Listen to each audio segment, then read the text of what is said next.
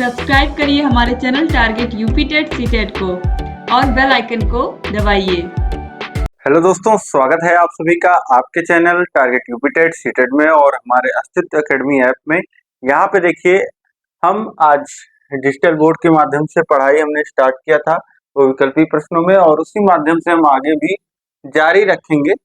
देखिए, जैसी पॉसिबिलिटीज हो पा रही है वैसा मैं आपके लिए क्लास लेकर के आ रहा हूँ। पिछली क्लास हमने नॉर्मल मोड में की थी, ये क्लास डिजिटल बोर्ड पे आपको देखने को मिल रहा है। तो चलिए स्टार्ट करते हैं हम लोग। अब ज्यादा से ज्यादा क्लासेस हम प्रयास करेंगे कि इसी माध्यम से हो। तो चलिए स्टार्ट करेंगे। देखिए, पिछला जो आपका शॉर्ट आंसर का तिलक उत्तरीय का फर्स्ट क्लास जो है वह हो चुका है। फर्स्ट क्लास में 20 प्रश्न हम देख चुके हैं। वह क्लास आपने अगर नहीं देखा तो नीचे डिस्क्रिप्शन में लिंक है, मैथ के सामने के लिंक को क्लिक करेंगे आप, तो वहां पे मैथ की सभी क्लासेस लगी हुई हैं। जितना मैंने आपको चैप्टर वाइज पढ़ाया है वह भी, और राजन सीरीज, पवन सीरीज, नया राजन सीरीज स्टार्ट किया मैं, इसके बाद पवन सीरीज में आपको पढ़ाऊंगा, और साथ ही साथ प्रीवियस ईयर क्वेश्चन पेपर सभी मैंने सॉल्व करा रखे हैं, वो सभी आपको देखने को मिल जाएंगे। और लगातार इसी तरीके से मैं आपकी तैयारी करा रहा हूँ। जहां भी कोई भी डाउट अगर आपको आता है, जैसी वीडियो की रिक्वायरमेंट आपको आती है, आप मुझसे शेयर कर सकते हैं। आपको कैसी क्लास लग रही है, क्या चीज अच्छी लग रही है, क्या चीज खराब लग रही है, आपका फीडबैक हमको लगातार मिलता रहना चाहिए, ताकि हम लगातार इम्प्रूवमेंट करते रहें, आपका इंटरेक्शन अच्छा बना रहे, आपका इंटरेस्ट बना रहे, आप अच्छे से अपनी तैयारी करती रहो। तो यहाँ पे देखिए, अब आपको क्या करना है, कॉपी और पेन के साथ बैठना है और इन प्रश्नों को साथ के साथ सॉल्व करना है। ये आपके नए राजन सीरीज जो 2024 का सीरीज है उसके क्वेश्चंस हैं, और अति लघु उत्तरीय बहुविकल्पी में करा चुका हूं। अब चलिए हम स्टार्ट करेंगे। प्रश्न संख्या 21 है। यहाँ पे देखिए, एक विद्यालय में लड़कों की संख्या दी गई है इतनी, ये बीजीय व्यंजक के रूप में दिया गया है, तथा लड़कियों की संख्या है इतनी। ठीक, और कुल छात्रों की संख्या ज्ञात कीजिए। अब कुल छात्रों की जब संख्या पूछ रहा है तो मतलब उसमें लड़के और लड़कियां दोनों आएंगे, तो इन्हें दोनों की संख्याओं को आप जोड़ दीजिए, यही आपका कुल संख्या हो जाएगा। ठीक है, तो 7y² minus 5z minus 5z 2xy minus 2y² plus 3z। ये ऐसे ऊपर नीचे लिख करके आप जोड़ सकते हैं, या अगल बगल लिख लीजिए और जोड़ का चिन्ह लगा दीजिए। जोड़ में तो देखिए कोई दिक्कत नहीं रहता है, घटाने में आपको ब्रैकेट लगा लेना होता है, और इस तरीके से अगर कर रहे हैं आप तो घटाने में जो है नीचे वाले पदों के चिन्ह बदल जाते हैं। ठीक, इतना आपको ध्यान में रखना है। अब यहाँ पे कैसे क्या हो रहा है यह ध्यान दीजिए। अब जोड़ है तो कोई चिन्ह में परिवर्तन नहीं होगा। 10xy और प्लस 2xy, ये कितना हो जाएगा 12xy, और यहाँ पे देखिए 7y² है माइनस 2y² है, तो जोड़ेंगे तो 5y² आ जाएगा, और फिर माइनस 2z ये आ जाएगा।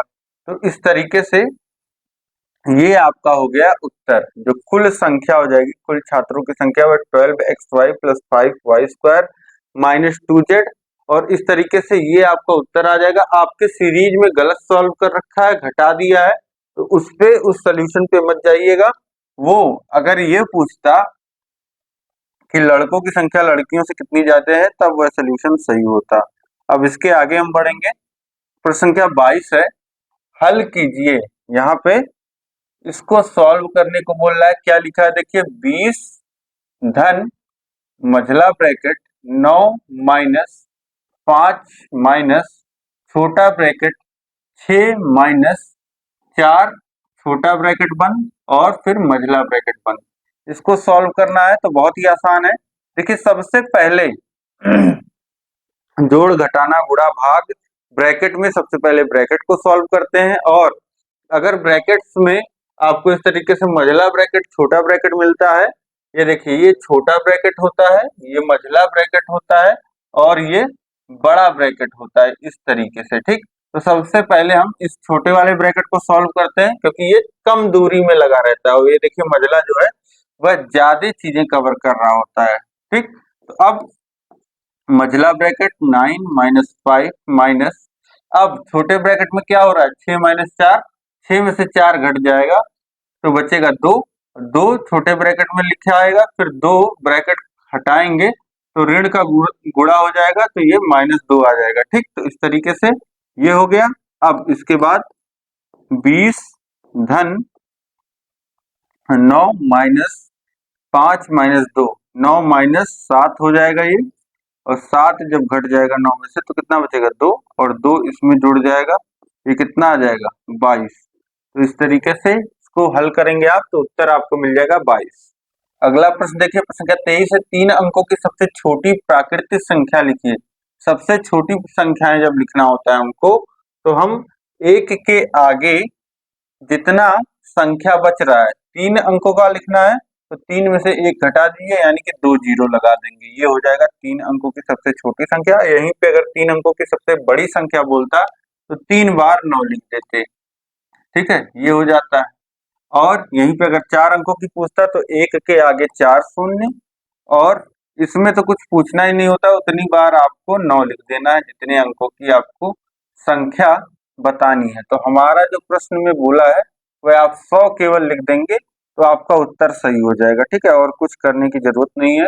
इसके बाद देखिए अगला प्रश्न है, प्रश्न संख्या 24, दो संख्याओं का मासा 16 तथा उनका गुणनफल 6400 है, उसका लासा ज्ञात कीजिए। अब दो संख्याओं का, कोई भी दो संख्या है अगर उसका मासा और लासा, ये नियम होता है, मासा और लासा निकाल लीजिए, उनका जो गुणनफल होता है वह बराबर होता है उन दोनों संख्याओं के गुणनफल के बराबर।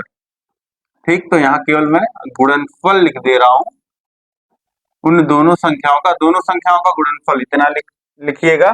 अब देखिए मासा हमको दिया गया है 16 गुणे लासा हमको निकालना है, और गुणनफल जो दिया गया है दोनों संख्याओं का वह कितना दिया गया है 6400, 6400। अब लासा कितना आ जाएगा, 16 इधर गुणे में है उधर जाएगा बराबर के, तो ये भाग में हो जाएगा, तो लासा बराबर हो जाएगा, यहाँ लासा बराबर लिख सकते हैं 6400 है ये, 6400 भागा 16।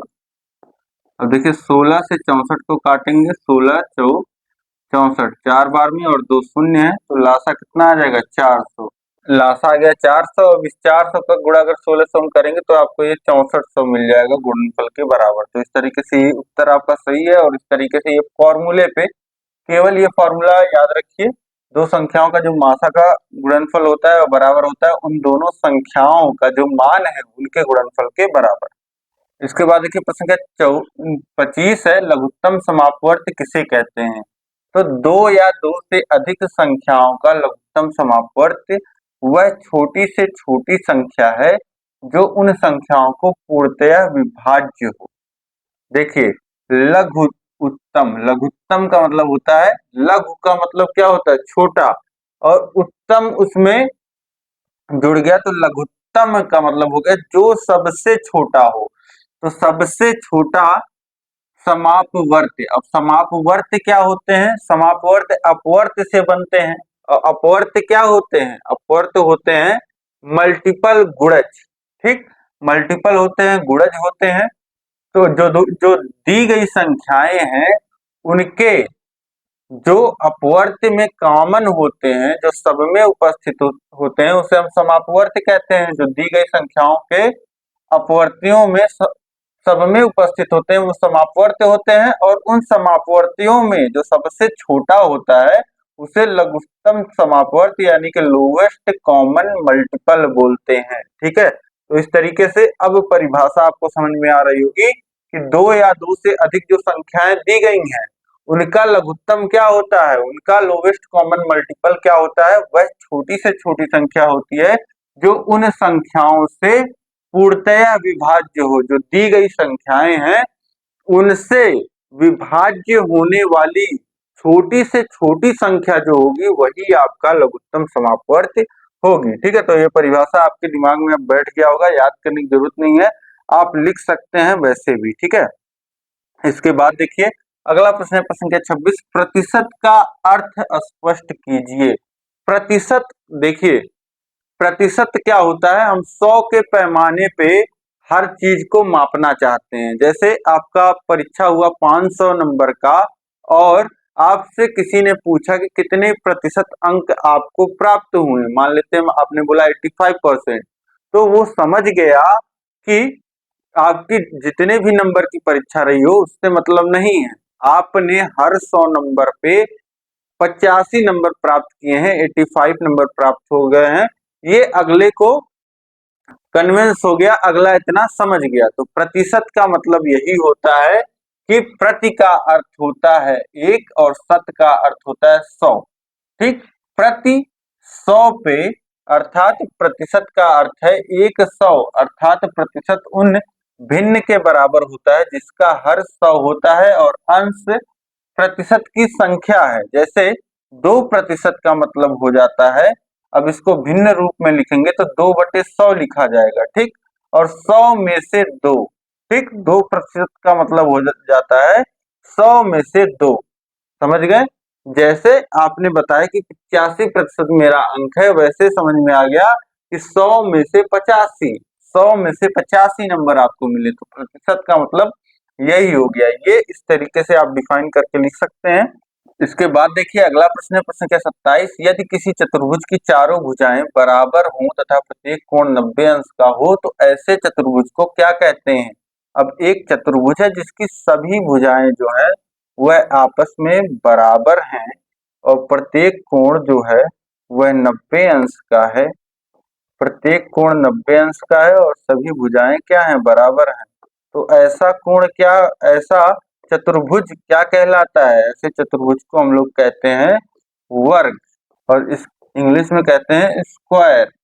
तो यहाँ पे परिभाषा आप देख पा रहे हैं, यदि किसी चतुर्भुज की चारों भुजाएं बराबर हैं तो ऐसे, और प्रत्येक कोण 90 अंश का है, तो ऐसे चतुर्भुज को वर्ग कहते हैं। ठीक, तो इस तरीके से ये आप समझ गए।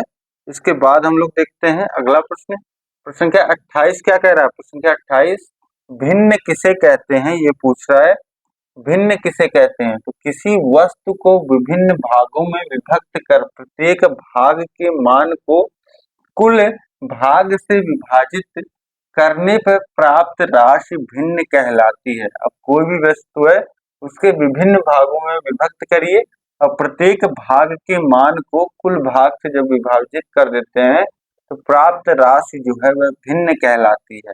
भिन्न में दो चीज होते हैं, अंश होता है और बटे में हर होता है। ठीक, अब हर जो होता है वह संपूर्ण पूरा भाग कहलाता है और अंश जैसा कि नाम है किसी चीज का पार्ट, ठीक है, न्यूमरेटर डिनोमिनेटर बोलते हैं। तो अंश जो होता है वह दिखाता है कि हर के अपेक्षा यह कितना भाग है, तो ये भिन्न हो गया आपका। इसके बाद हम लोग देखते हैं नेक्स्ट क्वेश्चन है, प्रश्न संख्या 29, प्रतिशत किसे कहते हैं। तो अभी हमने प्रतिशत देखा कि 100 के आधार पे जो संख्या अर्जित होती है उसे प्रतिशत कहते हैं, 100 में से या प्रति 100 पर, इसी को कहते हैं प्रतिशत। इसके बाद देखिए प्रश्न संख्या 30 है, दशमलव भिन्न को प्रतिशत में कैसे बदला जाता है। दशमलव भिन्न को प्रतिशत में कैसे बदला जाता है, तो किसी दशमलव भिन्न को प्रतिशत में बदलने हेतु उसे 100 से गुणा करके प्रतिशत का चिन्ह लगाते हैं। उदाहरण के लिए जैसे ये दशमलव भिन्न है, 3.5 है, इसको प्रतिशत में बदलना है तो 100 से गुणा कर दीजिए और साथ ही साथ प्रतिशत का चिन्ह लगा दीजिएगा। ठीक है, लास्ट में नहीं, अलग से नहीं लगाना है, तुरंत ही लगाता है। तो 3.5 गुणे 100 और प्रतिशत चिन्ह, फिर इसको देखिए ऊपर नीचे यहाँ पे 100 से जब ये गुणा हो जाएगा तो ये आ जाएगा 350, यहाँ बटे में क्यों 100 लिख दिया है, इसको ये 100 नहीं रहेगा, ये नहीं रहेगा, ये सीधे हो जाएगा 350। ठीक है, ये लाइन आप हटा दीजिएगा, 3.5 में 100 से गुणा हो जाएगा, 3.5 को प्रतिशत में कन्वर्ट करना है तो इसमें 100 से गुणा करेंगे और प्रतिशत चिन्ह लगाएंगे, ये सीधे एक स्थान दशमलव हट जाएगा और एक शून्य आ जाएगा। ठीक, और ये प्रतिशत चिन्ह लग जाएगा, ये आ जाएगा 350%। ठीक है, तो इस तरीके से किसी भी दशमलव भिन्न को हम प्रतिशत में बदल सकते हैं। अब इसके बाद देखिए अगला प्रश्न है। अगला प्रश्न क्या कह रहा है? अपरिमेय संख्याएं किसे कहते हैं? स्पष्ट कीजिए। अपरिमेय, परिमेय संख्याएं वे होती हैं जिनको हम p/q के रूप में बदल सकते हैं और जहां पे q का मान जो है वह नॉट इक्वल टू मतलब 0 के बराबर नहीं होना चाहिए। तो अब यहाँ पे एक बार हम देख लेते हैं परिभाषा। अपरिमेय संख्याएं वे संख्याएं हैं जो परिमेय नहीं होती हैं परंतु जिन्हें संख्या रेखा पर व्यक्त किया जा सकता है, अथवा वे संख्याएं जिनको p/q के रूप में व्यक्त किया जा सकता है, नहीं किया जा सकता है, जिनको p/q के रूप में व्यक्त नहीं, यहाँ पे नहीं छूटा है, ये लिख दीजिए, नहीं किया जा सकता है, अपरिमेय संख्याएं कहलाती हैं। जैसा p और q अभाज्य पूर्ण संख्याएं हैं तथा q नॉट इक्वल टू 0 है। जैसे कि √2 को आप p/q के रूप में व्यक्त नहीं कर सकते हैं। क्यों नहीं कर सकते हैं? आखिर क्या बात है? क्योंकि √2 की जो वैल्यू आती है वह 1.4142 इस तरीके से ये आती है और ये रिपीट नहीं होती है। ठीक है, इस तरीके से ये वैल्यूज आती रहती हैं, ये वैल्यू खत्म नहीं होती है और ये लगातार अपने आप को कुछ इस तरीके से आता रहेगा 1 2 5 6 8 10 मतलब 8 1। तो इस तरीके से ये वैल्यू जो होती है दशमलव के बाद ये खत्म नहीं होती। जैसे अभी यहीं पे लिखा रहे 4/5, तो इसका मान कितना आता है? इसका मान आता है 0.80। ये मान आ जाता है, यहीं पे ये खत्म हो जाता है। ठीक है, इसके बाद बहुत तो शून्य जितना चाहे आप बढ़ा लें, लेकिन मान जो है वो खत्म हो गया है, वैल्यू एक एग्जैक्ट आ गई है। लेकिन ये वैल्यू जो है वह लगातार चलती रहती है, इस वजह से इसको आप भिन्न रूप में नहीं लिख पाते हैं, p/q के रूप में नहीं व्यक्त कर पाते हैं। ठीक है, तो इसीलिए इसको कहते हैं अपरिमेय संख्या, इर्रेशनल नंबर। ठीक है, तो √2 जहां भी रूट लग गया, √3 जहां रूट से संख्या जो है वह पूर्ण वर्ग नहीं है संख्या, तो वहां रूट हटेगा नहीं और ये संख्याएं क्या हो जाएंगी? ये अपरिमेय संख्याएं हो जाएंगी। इसी अगर √4 यहीं पे लिखा होता है तो √4 का तो वैल्यू आ जाता है 2 और इसको 2/1 लिख सकते हैं, ये p/q के रूप में हो गया। तो √4 यहीं पे आपकी परिमेय संख्या होगी, लेकिन √2 √3 √5 √6 ये क्या होंगे? अपरिमेय संख्याएं होंगी। ठीक है, तो इस तरीके से अपरिमेय संख्या आप समझ गए। इसके बाद हम लोग देखेंगे नेक्स्ट क्वेश्चन है हमारा प्रश्न संख्या 32, सम प्राकृत संख्या किसे कहते हैं? तो यदि 2 4 6 8 10 का समूह निर्मित किया जाए तो उन्हें सम प्राकृत संख्या कहा जाता है। सम प्राकृतिक संख्याएं ऐसी संख्याएं जो 2 से विभाज्य होती हैं, 2 से पूरा पूरा कट जाती हैं, ऐसे संख्याओं को सम संख्या, इवन नंबर बोला जाता है इंग्लिश में। ठीक है, इवन नंबर्स आपने पढ़े होंगे, सम संख्याएं पढ़ी होंगी आपने। तो सम प्राकृत संख्या वही पूछ रहा है। तो सम प्राकृत संख्याएं ऐसी संख्याएं जो 2 से पूरी पूरी कट जाती हैं, सम संख्याएं कहलाती हैं। तो ये आपका हो जाएगा उत्तर। अब इसके बाद हम लोग नेक्स्ट क्वेश्चन देखेंगे प्रश्न संख्या 33, विषम प्राकृत संख्याएं। अब देखिए सम संख्या आपने समझ लिया, विषम क्या हो गया? Odd numbers. ठीक, ऑड नंबर्स क्या हो गए? यहाँ परिभाषा, यदि 1 3 5 7 9 11 13 का समूह बनाया जाए तो उन्हें विषम प्राकृत संख्या कहते हैं, जिन्हें 2 से पूरा पूरा भाग नहीं दिया जाता है। तो यहाँ पे आप सीधे सीधे परिभाषा लिखिएगा, ऐसी प्राकृतिक संख्याएं जो 2 से पूरी तरीके से विभाजित नहीं होती हैं, ऐसी संख्याओं को विषम प्राकृत संख्या कहा जाता है। और एग्जाम्पल लिख दीजिएगा ये। ठीक है, तो इस तरीके से ये आपका सही परिभाषा हो जाएगा और सटीक लगेगा। इसके बाद देखिए प्रश्न संख्या 34 है, एक दुकानदार के पास 60 कप थे, 40 कप बिक गए, कुल कितने प्रतिशत कप बिके? 2019 में पूछा हुआ प्रश्न है। अब कितने कप बिके ये तो आप आसानी से निकाल लेंगे। निकालना क्या है, दिया ही है 40 कप बिके हैं और कुल कप कितने प्रतिशत बिके हैं यह आपको निकालना है। तो देखिए ये आप कैसे निकालोगे? ठीक है, बिके कपों की संख्या, सबसे पहले लिखेंगे बिके कपों की संख्या बराबर दिया गया है आपको 40। अब बिके कपों की का प्रतिशत हम निकालें अगर, तो बिके कपों का प्रतिशत हमको निकालना है। और ये कैसे निकलेगा, ये निकलेगा, देखिए बटे में तो आएगा, कंपैरिजन किससे हो रहा है, रेफरेंस किससे लिया जा रहा है, कुल कप कितने थे, कुल कप थे 60। ठीक है, हमारा जो मूल संख्या है, जो आधार है, ठीक है, वह कितना है, वह 60। तो नीचे लिखा जाएगा कुल कपों की संख्या, ठीक, और ऊपर लिखा जाएगा बिके कपों की संख्या। तो 40/60, और इसको प्रतिशत में बदलना है तो गुणे 100 और प्रतिशत चिन्ह, ये आ जाएगा। अब देखिए शून्य से शून्य यही कट जाएगा, और फिर यहाँ पे अगर काटें तो 2 और 3, 2/3, और इसको अगर हम लोग कन्वर्ट करें, भाग दें, तो ये आ जाएगा 0.066 और गुणे 100%।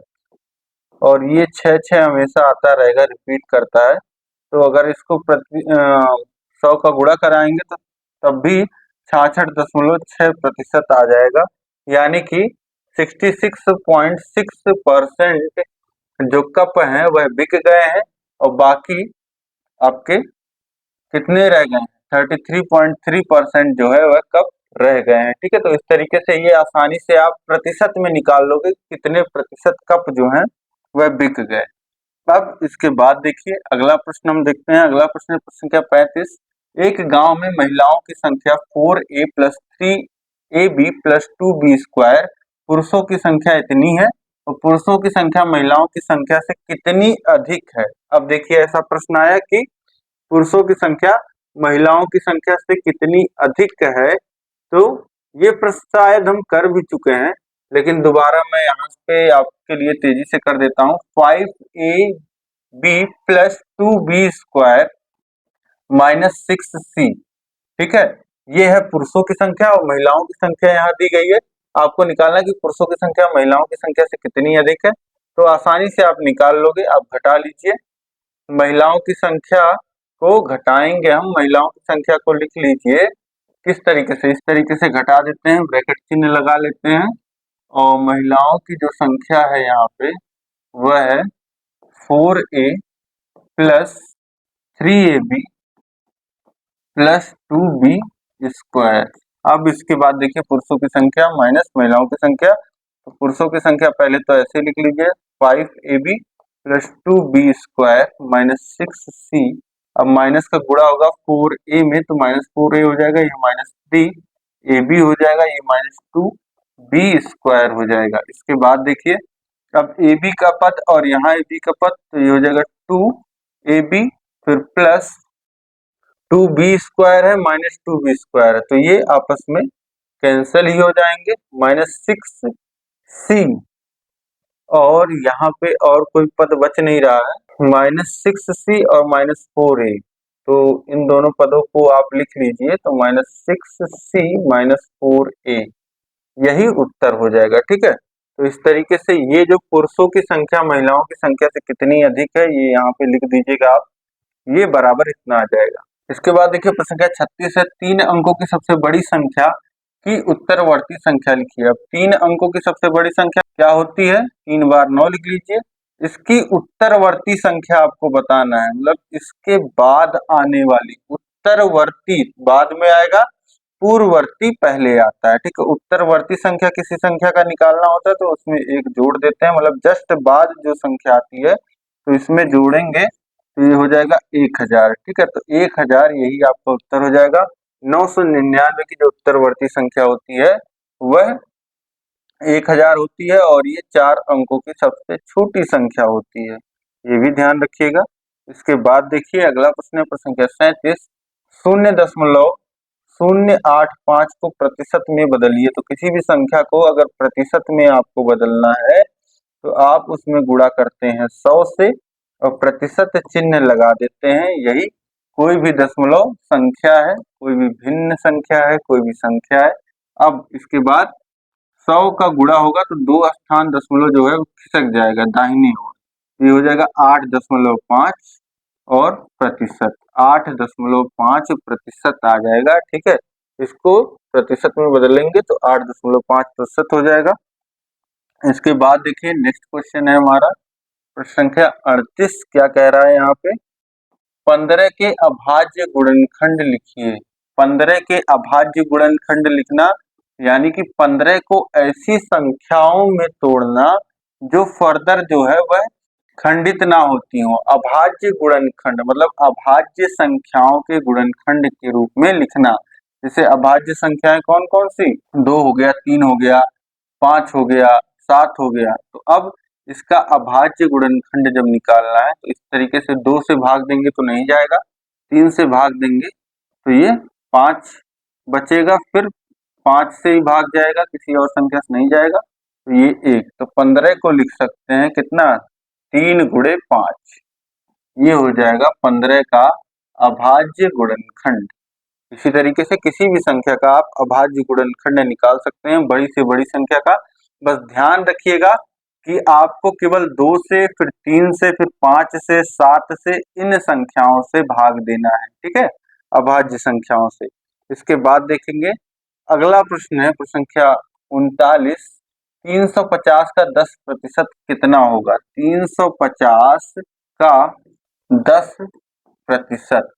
अब 350 है और उसके बाद का लिखा है, का मतलब होता है गुणा, और प्रतिशत कितना होगा, 10% कितना होगा मतलब हमको संख्या में बदलना है। अब इस प्रतिशत को हटाना है, तो प्रतिशत को जब हटाना होता है तो प्रतिशत चिन्ह की जगह 1/100 लिख देते हैं, 1/100 से गुणा हो जाता है। प्रतिशत चिन्ह जब हटाना होता है, जब भी हटाते हैं, देखिए 0 से 0 कटा, 0 से 0 कटा, वो भाग में है, इधर ये ऊपर अंश में है, ये हो जाएगा 35।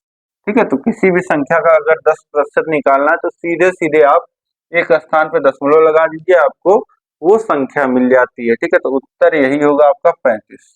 इसके बाद देखिए प्रश्न संख्या 40 है, आयत किसे कहते हैं बताइए। तो आयत ऐसा चतुर्भुज होता है जिसके आमने सामने की जो भुजाएं होती हैं उनकी जो लंबाई होती है वह बराबर होती है और प्रत्येक कोण 90 अंश के होते हैं। वही देखिए यहाँ पे परिभाषा लिखा है, वह चतुर्भुज जिसकी सम्मुख भुजाएं बराबर एवं समांतर होती हैं तथा जिसका प्रत्येक कोण 90 अंश का होता है, आयत कहलाता है। इस तरीके की ये जो आकृति होती है आपकी, ये क्या होती है, ये आयत होती है। आमने सामने की भुजाएं जो होती हैं वह बराबर होती हैं और प्रत्येक कोण जो होते हैं वह 90 अंश के होते हैं। इस तरीके से भुजाएं जो है वह आपस में समांतर भी होती हैं। ठीक, अब इसके बाद देखिए अगला प्रश्न है हमारा प्रश्न संख्या 41। क्या कह रहा है, समांतर चतुर्भुज की 3 विशेषताओं को बताइए। समांतर चतुर्भुज की 3 विशेषताएं बतानी है, तो समांतर चतुर्भुज की 3 विशेषताएं निम्नलिखित है। सम्मुख जो रेखाएं होती हैं या भुजाएं, यहाँ पे लिखिए, जो सम्मुख भुजाएं होती हैं वह बराबर होती हैं, सम्मुख कोण जो होते हैं वह बराबर होते हैं। यदि किसी समांतर चतुर्भुज में विकर्ण बराबर एवं परस्पर लंबवत होते हैं तो वह वर्ग होता है। ठीक है, ये हो गया समांतर चतुर्भुज की सम्मुख भुजाएं। पहले तो आप लिखिएगा समांतर चतुर्भुज की जो एक युग्म होता है, समांतर चतुर्भुज में भुजाओं का एक युग्म समांतर होता है और बराबर होता है, ये लिखिएगा। और सम्मुख कोण जो होते हैं वो बराबर होते हैं, और यदि समांतर चतुर्भुज में विकर्ण बराबर एवं परस्पर लंबवत हो तो वह वर्ग हो जाता है। अब यहाँ पे आपको समझना है समांतर चतुर्भुज के बारे में। तो समांतर चतुर्भुज में देखिए इस तरीके से ये आपका हो जाता है, ये आपका बन रहा है यहाँ पे समांतर चतुर्भुज। अब समांतर चतुर्भुज में क्या हो गया, जो आमने सामने की भुजाएं हैं वह समांतर होंगी और आमने सामने की भुजाएं जो है वह बराबर भी होंगी। और इसके बाद सुनिए, जो आमने सामने के कोण होंगे वो जो होंगे वह बराबर होंगे, आमने सामने के कोण जो होंगे वह बराबर होंगे। और इसके बाद आप देखें कि इनका जो विकर्ण होता है वह एक दूसरे को समद्विभाजित करते हैं, मतलब बराबर भागों में बांट देते हैं, ठीक है, बराबर भागों में बांट देते हैं। तो ये 3 प्रॉपर्टी आप लिख सकते हैं, और इसके अलावा भी लिखना हो तो जो संगत कोण होते हैं वह संपूरक कोण होते हैं। जो समांतर चतुर्भुज के संगत कोण होते हैं, मतलब अगल बगल के कोण, उनका जो योग होता है वह 180 अंश होता है, ठीक है। तो बहुत सारी प्रॉपर्टीज हैं, आप कोई 3 लिख दोगे, ठीक है। तो इस तरीके से ये प्रश्न आप कर लोगे। इसके बाद देखेंगे अगला प्रश्न है, प्रश्न संख्या 42, विषम बाहु त्रिभुज क्या होता है? विषम बाहु, विषम का मतलब क्या होता है? जो बराबर ना हो, सम ना हो। तो विषम बाहु त्रिभुज क्या है? तो ऐसा त्रिभुज जिसकी तीनों भुजाएं असमान, अर्थात तीनों भुजाओं की लंबाई बराबर ना हो, इस प्रकार के त्रिभुज तीनों कोण असमान होते हैं, ठीक है। तो ऐसा त्रिभुज जिसकी तीनों भुजाएं बराबर ना हो उसको हम क्या कहते हैं? विषम बाहु त्रिभुज कहते हैं। और ऐसे त्रिभुज के तीनों कोण जो होते हैं वह असमान होते हैं, बराबर नहीं होते हैं। प्रश्न संख्या 43 क्या कह रहा है? x माइनस वाई में क्या जोड़ें कि योगफल 2x प्लस वाई हो जाए, ठीक है। x माइनस वाई में हम मान लेते हैं कि a अगर हम जोड़ देते हैं तो इसका मान क्या हो जा रहा है? 2x प्लस वाई हो जा रहा है, ठीक है। क्यों? क्योंकि पूछ रहा है, यही पूछ ही रहा है कि क्या जोड़ें, तो हमने मान लिया a जोड़ें। अब इसके बाद a का मान हम निकाल लेते हैं। देखिए x उधर जाएगा, 2x प्लस वाई है इधर, अब x इधर जाएगा तो माइनस x हो जाएगा और ये प्लस y हो जाएगा। और a बराबर कितना आ जाएगा? a बराबर आ जाएगा, घटा लीजिए, x हो जाएगा, 2x में से x घट जाएगा और y जुड़ जाएगा, प्लस 2y हो जाएगा। यानी कि अगर इसमें हम x माइनस वाई में x प्लस 2y जोड़ देते हैं, यहीं पे x प्लस 2y जोड़ देते हैं तो आपको देखिए क्या मिल जाएगा? x x 2x हो जाएगा और ये प्लस y हो जाएगा। तो यही आपको निकालना था, ये हमने निकाल दिया a का मान, ठीक है। इस तरीके से ये हो जाएगा आसानी से आपसे। इसके बाद देखिए प्रश्न संख्या 44 है, वृत्त के 3 गुण बताइए। वृत्त के 3 गुण। वृत्त आपको पता ही है, सर्कल। इस तरीके से वृत्त क्या होता है? वृत्त किसी एक बिंदु से, वृत्त के केंद्र से किसी भी वृत्त के परिधि पे स्थित किसी भी बिंदु की जो दूरी होती है वह हमेशा नियत रहती है, हमेशा निश्चित रहती है, बराबर रहती है, ठीक। ये वृत्त का जो है ये पहला प्रॉपर्टी ही है। तो एक ही वृत्त के समस्त त्रिज्याएं बराबर होती हैं, वही यहाँ पे लिख दिया, ठीक है। ये केंद्र से जो दूरी होती है वह हमेशा बराबर होती है। इसके बाद देखिए वृत्त के समस्त व्यास केंद्र पर समद्विभाजित करते हैं। वृत्त के जितने भी व्यास होते हैं वह केंद्र पे समद्विभाजित करते हैं। इस तरीके से वृत्त का जो व्यास होता है वह, ये कह लीजिए कि वृत्त को 2 भागों में बांटता है, ठीक है। वृत्त के समस्त व्यास केंद्र पर समद्विभाजित करते हैं। ये भी कह सकते हैं कि ये 2 भागों में अपने आप को बांट लेता है और 2 भागों में केंद्र पे समद्विभाजित हो जाता है और वृत्त को भी समद्विभाजित कर देता है। केंद्रीय वृत्त कभी आपस में काटते नहीं है, ये होती है वृत्त की प्रॉपर्टी। केंद्रीय वृत्त का मतलब क्या हो गया? ऐसे वृत्त जिनका केंद्र जो है वह समान है, ये वृत्त कभी आपस में काटेंगे नहीं। ऐसे वृत्त जिनका केंद्र समान होता है वो एक दूसरे को कभी काटते नहीं है, ठीक है। और वृत्त की और प्रॉपर्टीज में आप लिख सकते हैं कि वृत्त जो होता है, वृत्त में आप वृत्त के केंद्र पे 360 अंश का कोण बनता है, ये प्रॉपर्टी लिख सकते हैं। अर्धवृत्त में बना कोण समकोण होता है, ये भी वृत्त का गुण हो जाएगा, ठीक है। तो इस तरीके से बहुत सारे जो भी प्रॉपर्टी आपको याद है वो आप प्रॉपर्टीज इसके लिख सकते हैं। इसके बाद देखिए प्रश्न संख्या 45 है, उभयनिष्ठ स्पर्श रेखा किसे कहते हैं? तो 2 वृत्तों को स्पर्श करने वाली रेखा उनकी उभयनिष्ठ स्पर्श रेखा होती है। जैसे कि ये एक वृत्त हो गया और एक वृत्त ये हो गया। अब इस तरीके से एक रेखा आई जो जिसने इस वृत्त को भी टच किया, इस वृत्त को भी टच किया, तो ऐसी स्पर्श रेखा को क्या कहेंगे? ऐसी स्पर्श रेखा को, ऐसे टेंजेंट को हम कहते हैं उभयनिष्ठ, यानी कि कॉमन, कॉमन स्पर्श रेखा, कॉमन टेंजेंट बोलते हैं। इसके बाद देखेंगे अगला प्रश्न हमारा प्रश्न संख्या 46, प्राकृतिक संख्याएं किसे कहते हैं? तो वे संख्याएं जो वस्तुओं को गिनने में प्रयुक्त की जाती हैं, प्राकृतिक संख्याएं धन पूर्णांक संख्याएं कहलाती हैं तथा इनको 1, 2, 3, 4 आदि से निरूपित किया जाता है। सभी प्राकृतिक संख्याओं के संग्रह को n नेचुरल नंबर से निरूपित प्रदर्शित करते हैं। तो n बराबर 1, 2, 3, 4, 5, 6 इस तरीके से इनफाइनाइट तक। ठीक है, तो ये हो गया हमारी प्राकृतिक संख्याएं, नेचुरल नंबर्स का परिभाषा। ठीक है, गिनती की संख्याएं, इसमें तो आपको कुछ परिभाषा बताना भी नहीं है। इसके बाद देखिए अगला प्रश्न है, प्रश्न संख्या 47, भाज्य, भाजक एवं भागफल को परिभाषित कीजिए। स्टार्ट है, यहाँ से देखिए उत्तर स्टार्ट है आपका। तो पहले तो हमारा आ जाता है भाज्य, यह वह संख्या जिसमें संख्या से भाग दिया जाता है। ठीक है, और भाजक क्या होता है? वह संख्या जिससे किसी संख्या में भाग दिया जाता है।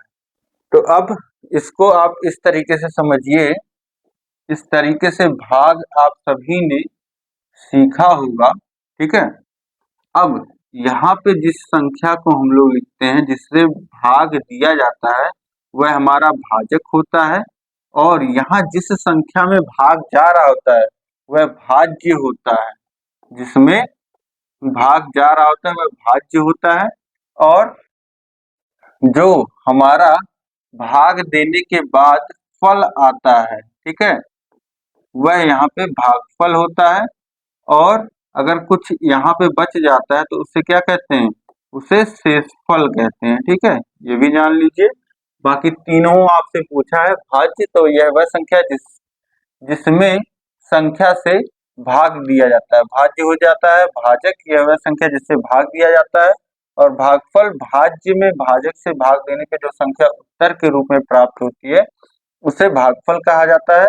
और शेषफल यहीं पे अगर पूछ लेता तो शेषफल भाग देने के बाद जो संख्या शेष रह जाती है उसे शेषफल कहते हैं, और ये शेषफल जो होता है हमेशा भाजक से छोटा होता है। ठीक है, ये ध्यान रखिएगा। जब अगर 5 से आप भाग कर रहे हैं तो जो शेषफल आएगा वह 4, 3, 2, 1 इस तरीके से आएगा, 5 से बड़ा नहीं आएगा। ठीक, ये आप समझ गए। इसके बाद देखेंगे प्रश्न संख्या 48 है, भिन्न से क्या तात्पर्य है? तो यदि कोई संख्या m/n इस तरीके से m/n के रूप में हो तो उसे भिन्न कहा जाता है, जहां m जो है, m और n जो है वह पूर्णांक संख्याएं हैं, और n नॉट इक्वल टू 0 के भिन्न ऊपर वाली संख्या को अंश और नीचे वाली संख्या हर कहते हैं। ठीक है, तो इस तरीके से आप समझ पा रहे हैं भिन्न से क्या तात्पर्य है? भिन्न से ऐसी पूर्णांक संख्याएं जो अंश और हर के रूप में लिखी हो उसे हम लोग क्या कहते हैं? भिन्न कहते हैं। ठीक, अब इसके आगे देखिए, इसके आगे है प्रश्न संख्या 49, संयुक्त भिन्न किसे कहा जाता है? यदि किसी भिन्न के साथ पूर्ण संख्या शून्य रहित भी हो तो उसे मिश्र भिन्न अथवा संयुक्त भिन्न कहते हैं। जैसे 1 सही 1/2, 5 सही 5/2, 3 सही 1/5 इत्यादि। तो ये क्या हो गया? ये संयुक्त भिन्न हो गया। इसका मतलब क्या है? इसमें एक पूर्ण संख्या भी लिखी गई है।